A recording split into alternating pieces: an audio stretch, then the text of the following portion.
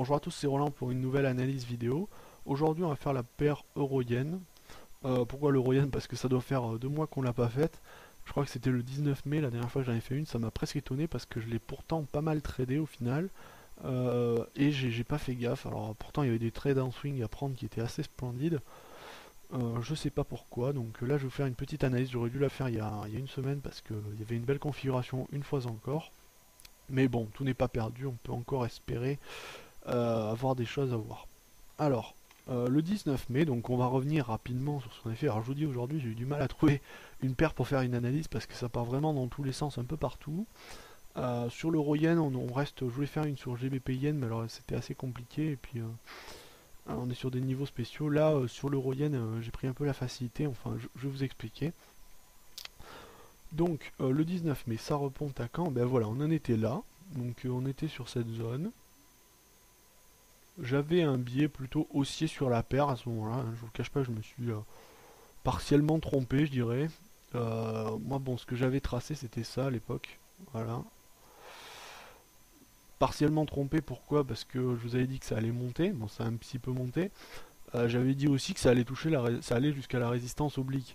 Le problème, c'est qu'on y allait tout doucement, ce qui fait que ça n'a pas beaucoup monté, ça fait beaucoup de range. Et du coup, ben, on n'a pas eu quelque chose de splendide. Ensuite, quoi. On est resté jusqu'à ce niveau-là, on a rebondi tout, et après c'est reparti à la baisse, donc voilà. Bon, il n'y avait pas grand-chose à prévoir là-dessus non plus, hein. Donc on va revenir sur les configurations actuelles. Donc actuellement, depuis une semaine, là on part en baisse, hein. Depuis la semaine dernière, c'est pas cataclysmique, hein, mais ça descend bien. Donc l'euro s'effondre un petit peu. Bon, s'effondrer, c'est un grand mot. On a quand même une configuration graphique chartiste qui est assez exceptionnelle là. Enfin, exceptionnelle, c'est relativement fréquent, mais c'est relativement beau aussi. Alors je vais vous tracer ça. Donc on a un canal horizontal à plat, c'est-à-dire un range, clairement dessiné, hein, vous le voyez là, il est beau, hein. On peut assigner une certaine beauté à cette figure, hein, même si c'est que des droites. C'est assez plaisant de voir des tracés qui touchent pile poil un peu tout. Alors, figure cas d'école, je dirais à peu près. Alors pourquoi? Parce que euh, entrée en tendance baissière, puis orange dans un canal assez clair, on le voit ici, hein, 3 points de contact en bas, 2 points en haut, donc 1, 2, 3, 1, 2. Cassure en force, après le troisième point de contact, donc 1, 2, 3 breakout en tendance baissière. Cassure en force, claire, nette, précise, accélération continue. Ensuite, rebond sur du support ici, à ce niveau-là. Donc clair encore, hein. Rebond lent puisqu'on est en tendance baissière, donc on appelle ça une correction. Correction qui se voit, hein, on le voit que c'est lent, hein, parce que là déjà les 3 bougies qui suivent après celle de rebond, c'est des bougies plutôt fines, enfin plutôt au corps relativement fin. Puis on va rechercher le support qui va devenir résistance pour former un point de pullback. Alors vous m'entendez souvent sous cette approche, mais c'est celle que j'utilise tout le temps, donc là de toute façon il n'y a pas grand chose à négocier, hein, on peut parler à peu près que de ça. Alors je vais mettre la M20 un peu plus claire parce que là on voit rien. Voilà. Bon, la M20 ici ne sert pas à grand chose. Donc comme je disais, donc là on a eu une forme en double top. On a eu un pullback en double top. Alors je vais vous illustrer ça en passant en H1, je pense qu'on la verra bien. Alors attention, hop, voilà, on l'a ici. Bon, peut-être que le H4 sera meilleur. Bon, il est pas mal. Bon, on est en H4 ici. Donc comme je vous disais, vous voyez le pullback ici. Donc notre fameux pullback, c'est sous cette zone. Voilà. Et notre double top, il est ici. Donc un top, deux tops. Et cassure à la baisse, sans pullback ni rien, c'est parti à fond. Enfin, autrement qu'un double top, on a eu quelque chose de mieux, hein, entre les deux, hein. Si on passe en H4, on a une configuration plus belle. C'est-à-dire celle d'un biseau, hein, clair. Alors là c'est encore une fois, là, cette paire nous a affiché une suite de cas d'école. Vraiment, quoi. Je veux dire, là, c'est pour l'analyse chartiste, c'est le must, hein, vraiment, il n'y a rien à dire. Alors, on voit notre canal de range important ici. Donc, ici, avec ces deux droites matérialisées en blanc. Puis, un retracement haussier à l'intérieur. Donc, là, biseau, comme on l'a dit. À l'intérieur de ce biseau, on a eu une divergence baissière, matérialisée ici. Donc là, on est à peu près plat, alors que là, on est plutôt à la baisse. sur le RSI bien entendu, j'entends. Et puis même de toute façon, là on avait un biseau. Le biseau s'arrête exactement sous notre niveau de pullback. Phase d'hésitation, on la voit ici sur du H4 assez clair à ce niveau-là. C'est-à-dire qu'on reste bloqué sur la M20 mais on ne va pas au-dessus des bandes supérieures de Bollinger. Cassure en force de la M20. Accélération, cassure du support oblique du biseau.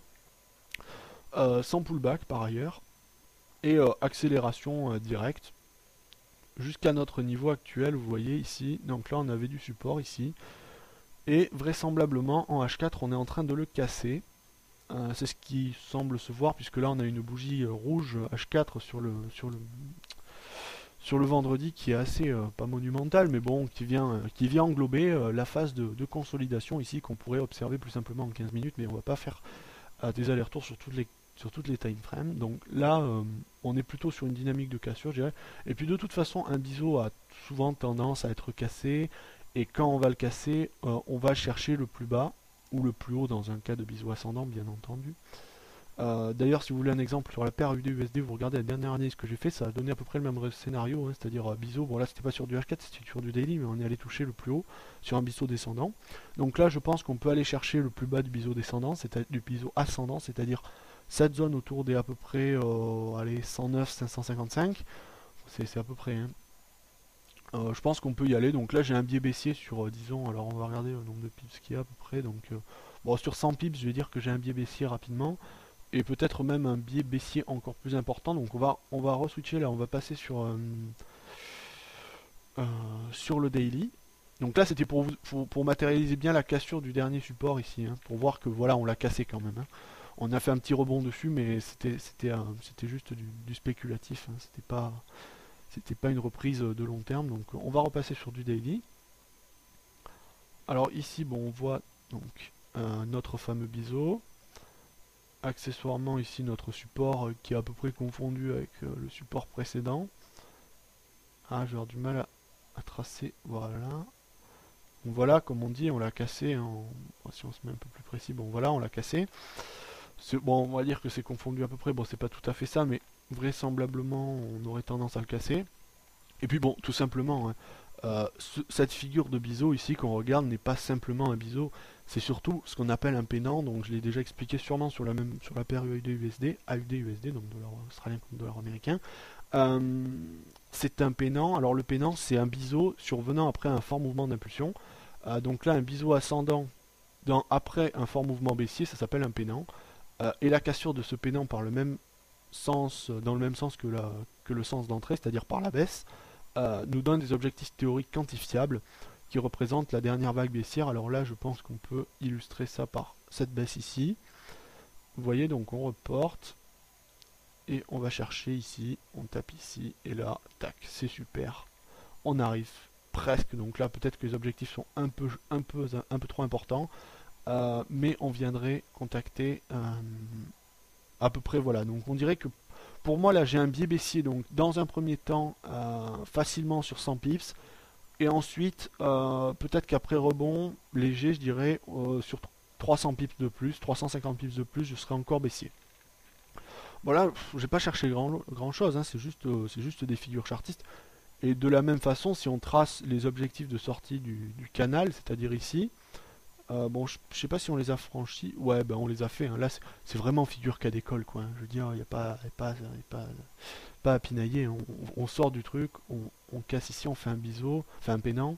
On sort du pennant. Pour moi, là, on a des chances d'avoir une continuation d'accélération haussière sur la paire euro-yen jusqu'à à peu près, voilà, quoi, 106, 832. Ça me semble probable, même très envisageable. Il reste des droites. Alors, est-ce qu'on pourrait tracer une droite de support oblique? Oui, on pourrait tracer une droite de support oblique ici. Est-ce qu'on va rebondir dessus? Bon, est-ce qu'on va rebondir dessus? Je suis pas persuadé. Pourquoi est-ce que je suis pas persuadé? Parce qu'elle est pas fantastique. Il y a des droites, il y a une mèche qui vient passer dessous.